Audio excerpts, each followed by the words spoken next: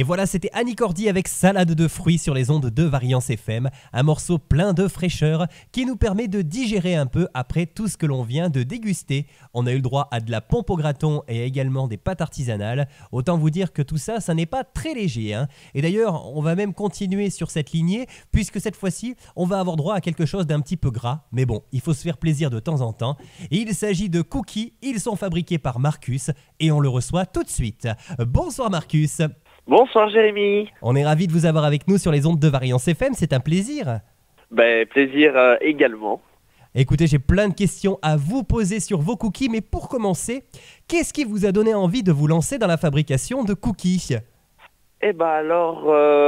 Pour commencer, parce qu'il y a un commencement, c'était quand j'étais plus jeune, je faisais beaucoup de pâtisserie et notamment de cookies en fait avec ma famille, et c'est peut-être ce qui m'a poussé à passer un CAP pâtissier et un bac pro boulanger-pâtissier.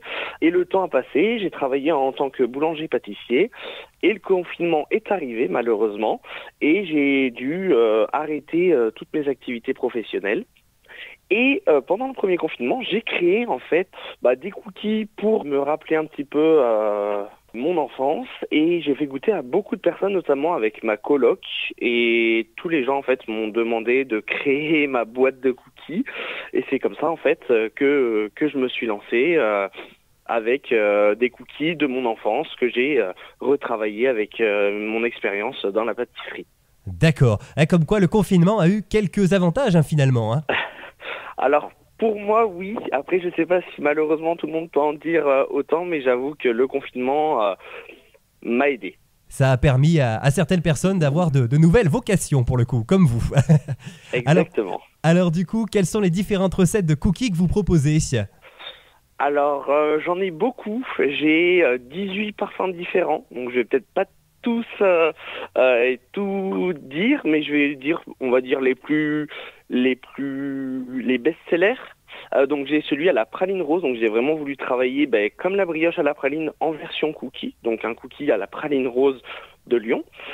J'en ai avec des fruits secs, donc j'en ai à la pistache, à la noix de macadamia, à la noix de pécan.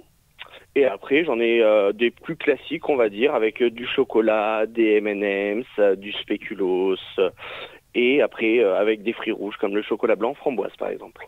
D'accord, et il me semble que vous avez également maintenant des recettes salées, si je dis pas de bêtises. Exactement, j'ai aussi des cookies chorizo, tomates séchées, bleu, noix. Là je suis en train de travailler sur un cookie à la raclette. Donc voilà, il y a pas mal de petites choses en termes de salé, effectivement. D'accord, et alors quelle est la recette la plus originale que vous ayez déjà eu l'occasion de tester ? Alors, ça fait 8 ans que je suis à Vichy, et c'est vrai que c'était un cookie qui me tenait particulièrement à cœur de faire. C'est un cookie à la pastille Vichy, chocolat noir, pour le petit côté en fait after eight, mais en utilisant vraiment de la vraie pastille Vichy dans mes cookies. D'accord, alors, on peut considérer finalement que c'est un véritable bonbon pour le coup, hein. Ah exactement. Alors du coup, quels sont les ingrédients qui entrent dans la fabrication de vos cookies et surtout d'où viennent-ils ? Alors, comme je pense 99% des cookies, donc on utilise du beurre, du sucre, de la farine, de la levure, du sel, et après on rajoute du chocolat, de la praline, etc. Mais je garde quand même mon petit ingrédient secret, je ne le dis pas, parce que c'est ce qui fait que c'est mes cookies. Ah oui, j'imagine, on ne peut pas tout dévoiler non plus. Ça serait un petit peu compliqué, effectivement. Et les ingrédients que vous utilisez, ils viennent de producteurs locaux ? Tout à fait, exactement. Les œufs, donc je les prends, donc c'est les œufs de Julien à Niserolles, vraiment, ils ont des œufs très très très très bons, c'est du bio, c'est du local, que demander de plus. La farine, je la prends à La Palisse, pareil, vraiment une très bonne farine pour mes cookies. Le sucre, dans une épicerie fine à Vichy, bon c'est un petit peu compliqué de vraiment se fournir en sucre en local. Et après il y a juste le beurre où je suis en train de chercher, donc si jamais quelqu'un fait du beurre en très très grosse quantité toutes les semaines, qu'il n'hésite pas à me recontacter, parce que je suis en train de chercher plutôt sur la montagne bourbonnaise, pour essayer vraiment d'avoir 90% de mes produits qui sont locaux. D'accord, écoutez, le message est passé. Si quelqu'un veut éventuellement aider Marcus en lui fournissant du beurre, c'est l'occasion, pourquoi pas. Alors du coup, quelle est la texture de vos cookies ? Parce qu'il est vrai que certains les préfèrent croquants, mais d'autres plus moelleux.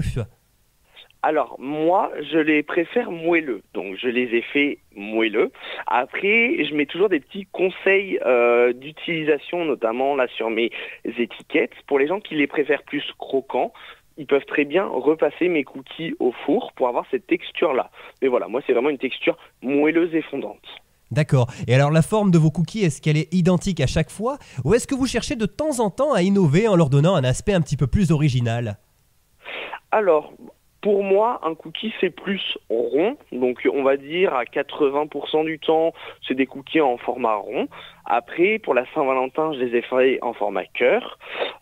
Et après, je les avais fait de formats différents aussi, parce que quelqu'un m'avait demandé pour une soirée entre amis pour le révèlement du sexe de l'enfant. Donc voilà, j'avais fait avec des couleurs roses, des couleurs bleues. Enfin voilà, j'avais pas mal travaillé le thème aussi.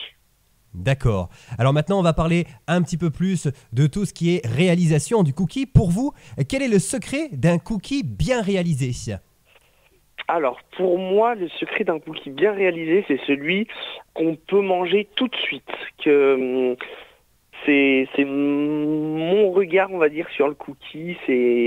Oui, les cookies peuvent se conserver plusieurs jours, mais c'est vrai que quand on jette dessus, parce qu'on voit beaucoup de chocolat. Enfin, pour moi, vraiment, un cookie réussi, c'est un cookie où il y a beaucoup de garniture.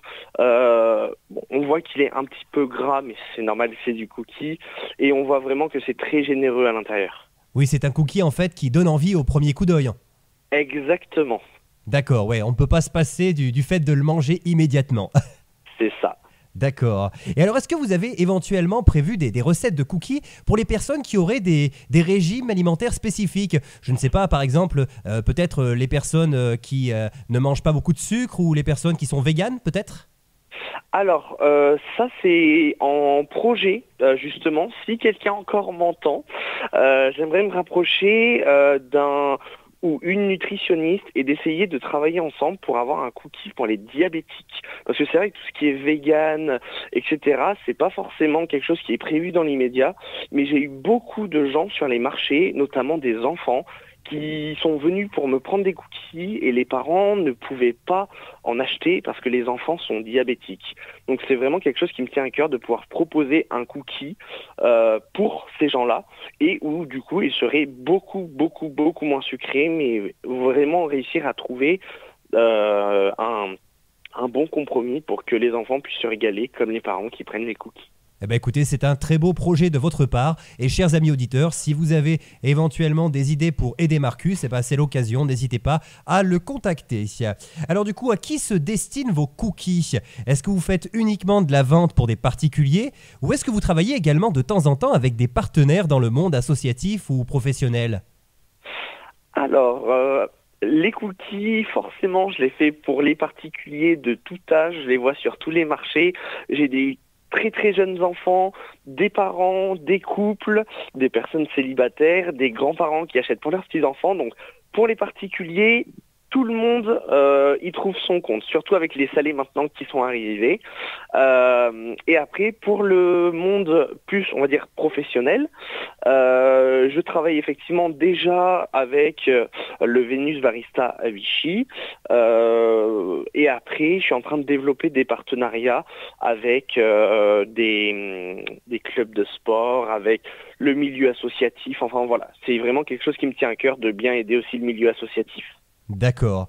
Et alors du coup, est-ce qu'il vous arrive également de composer des recettes de cookies à la demande? Et si tel est le cas, quelle est la recette la plus originale qu'on ait pu vous demander?